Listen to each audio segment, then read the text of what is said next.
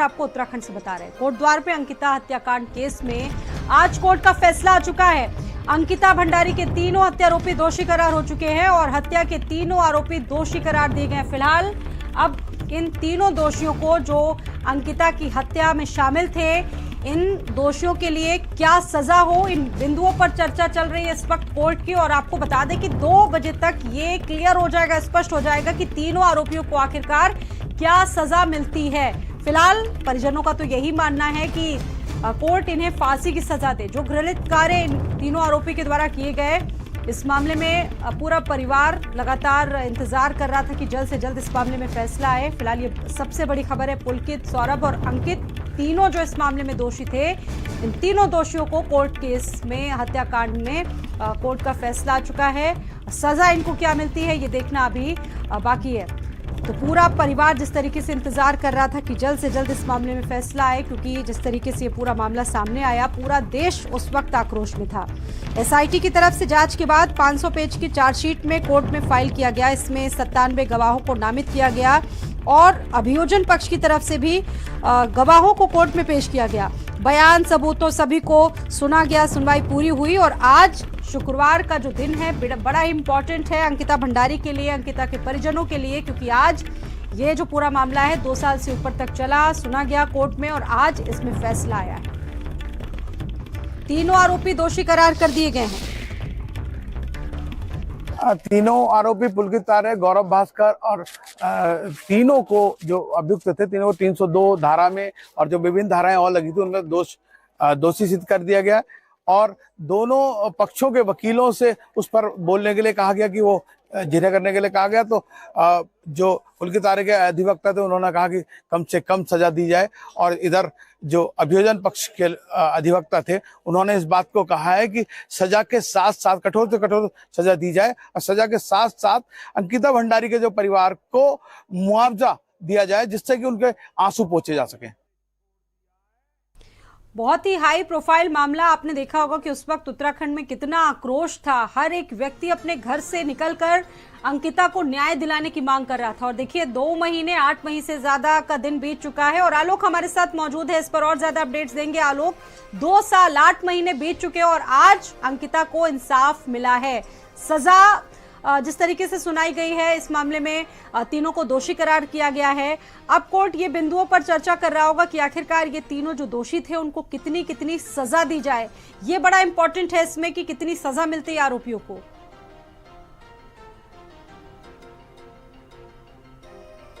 तो नए मकान, न्यायालय और न्यायालय है उसमें ये पूरा मामला चल रहा था। 3 साल बाद इस मामले का फैसला आया है और तीनों ही आरोपियों को फिलहाल दोषी करार दिया गया है। इनमें 3 धाराएं इन पे लगी हुई थी।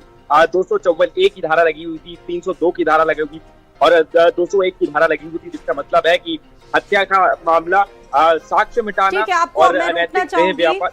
करण महाराज जी इस वक्त हमारे साथ जुड़ चुके हैं। करण महाराज जी, प्रदेश अध्यक्ष है कांग्रेस के। करण महाराज जी, 2 साल 8 महीने बीत चुके और आज कोर्ट का फैसला, अंकिता भंडारी मामले में हत्या के तीनों आरोपी दोषी करार दिए गए। क्या कहेंगे, बहुत हाई प्रोफाइल मामला था सर ये? जी, हम खुश हैं, आज फैसला आ रहा और ईश्वर का कृपा रहे कि दोषियों को सजा हो। लेकिन क्योंकि कोर्ट तो वही सजा देगी जो उसके पास सबूत हैं, लेकिन प्रकृति का न्याय भी बाकी है। वीआईपी का जब तक नाम नहीं पता चलता तब तक ये न्याय, अंकिता को न्याय अधूरा मानूंगा। और जिस पुलिस की बड़ी अधिकारी ने कमरे को वीआईपी बताया, उसके खिलाफ जब तक कार्रवाई नहीं होती, और जिन बीजेपी के बड़े नेताओं ने डोजर चलवाया और वहां आग लगवाई, उसका बिस्तर स्विमिंग पूल में डालकर सबूतों को मिटाने की कोशिश की, जब तक इन सब के खिलाफ कार्रवाई नहीं होती तब तक ये न्याय अधूरा है। हम प्रकृति से, माँ प्रकृति से निवेदन करेंगे कि इनके खिलाफ कार्रवाई होनी चाहिए और वीआईपी का चेहरा बेनकाब होना चाहिए। अंकिता के परिजन तो ये कहते हैं कि फांसी से कम सजा ना हो। अब कोर्ट 2 बजे के बाद ये तय करेगा कि आखिरकार इन तीनों आरोपियों को क्या सजा दी जाए। चूंकि इतना घृणित अपराध था, ये पूरा देश आक्रोश में था। करण जी, बिल्कुल आक्रोशित थे, इसीलिए मैंने पूरे गढ़वाल की अंकिता न्याय यात्रा भी, पद यात्रा निकाली थी।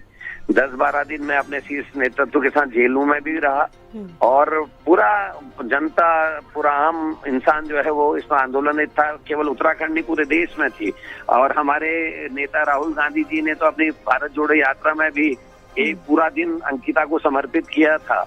और लेकिन फिर भी कहूंगा कि इन सब के बावजूद भी जब तक वीआईपी का नाम नहीं पता चलता जिसके लिए अंकिता का क्या हत्या की गई, तब तक लेकिन करण जी, सवाल ये है कि आपने अभी ये चीज महसूस की कि अधूरा इंसाफ रहेगा। ऐसा क्यों लग रहा है कि इंसाफ कहीं ना कहीं मिलना बाकी है? अभी भी अंकिता को प्रकृति का इंसाफ जरूरी है, ये बात आपने कही। जी देखिए, मैंने कहा ना, जो हमारी कोर्ट्स हैं वो सबूत के आधार पर न्याय करती हैं। और क्योंकि अंकिता जिस कमरे में रहती है उस कमरे को तोड़ दिया गया, डोजर चलाया गया और अंकिता की बेड को स्विमिंग पूल में डाला गया। एक बार नहीं, 2 बार उस पूरे भवन में आग लगा दीजिए। फोरेंसिक जांच। बहुत धन्यवाद करण महाराज जी जुड़ने के लिए, बातचीत करने के लिए। और मथुरा दत्त जोशी जी भी हमारे साथ जुड़ चुके हैं, बीजेपी नेता। मथुरा दत्त जोशी जी, बहुत बड़ा फैसला, हाई प्रोफाइल मामला और तीनों हत्यारोपी जो कि अंकिता के कसूरवार थे, तीनों दोषी करार दिए गए हैं। इसको कैसे देख रहे हैं आप?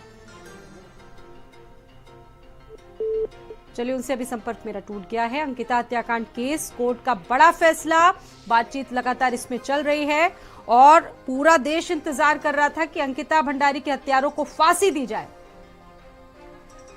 हत्या के तीनों आरोपी दोषी करार दिए गए हैं। 2022 के इस हत्याकांड के फैसले पर सबकी नजर टिकी हुई थी। आलोक हमारे साथ मौजूद हैं। आलोक, आपने भी सुना होगा कि पक्ष विपक्ष हर एक व्यक्ति बहुत घृणित अपराध इसको बता रहा है, लेकिन कांग्रेस को अभी भी लगता है कि कहीं ना कहीं अंकिता के साथ इंसाफ अभी भी बाकी है। अब जिस तरीके से तमाम वीवीआईपीज के नाम सामने आए, वो पूरा आपको याद होगा नजारा, वो रिजॉर्ट तक जला दिया गया था।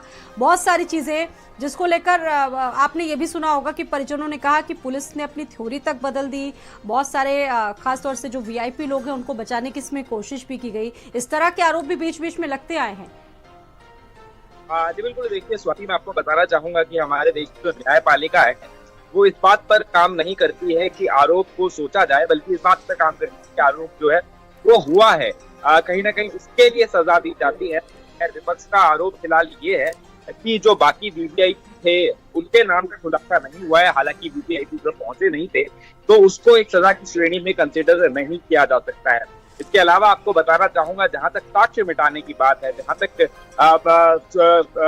जो अंकिता भंडारी का जो कमरा था उसको तोड़ने की बात है, रिजॉर्ट को जलाने की बात है, तो उस पर भी भारतीय न्यायपालिका की धारा जो है 201 के तहत साक्ष्य मिटाने के आरोप में फिलहाल पुलकित आर्यन और उसके 2 अन्य साथियों को दोषी करार दिया गया है।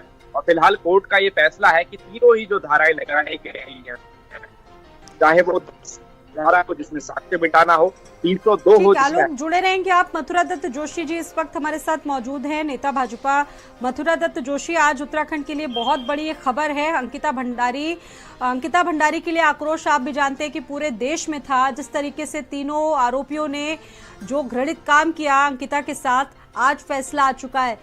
तीनों आरोपियों को दोषी करार दिया गया है। फिलहाल सजा क्या क्या मिलती है, कितने निर्धारित होती है, ये देखने वाली बात है। क्या कहेंगे इस पर? देखिए, निश्चित रूप से अंकिता भंडारी हत्याकांड इस प्रदेश के लिए बहुत बड़ा कलंकित करने वाली घटना थी और दिल दहला देने वाली घटना थी और बड़ी जघन्य घटना होती। उस घटना में तीनों आरोपियों को दोषी करार दिया गया है। हम अदालत का जो निर्णय आया है उसका स्वागत करते हैं और उम्मीद करते हैं कि निश्चित रूप से कठोर सजा इन आरोपियों को मिलेगी, क्योंकि उन्होंने एक उत्तराखंड की बेटी का जघन्य हत्याकांड करने का काम किया था और तमाम अनैतिक काम उनके साथ करने का काम किया था। उसके लिए निश्चित रूप से उनको सजा मिलनी चाहिए। तब उत्तराखंड के लिए ये बड़ी उपलब्धि होगी और हमें उम्मीद है कि न्यायालय से निश्चित रूप से अंकिता भंडारी के परिवार को न्याय मिलेगा और ऐसे अपराधियों को सजा मिलनी चाहिए कि ताकि आगे के लिए एक उदाहरण बन सके कि अगर ऐसा कोई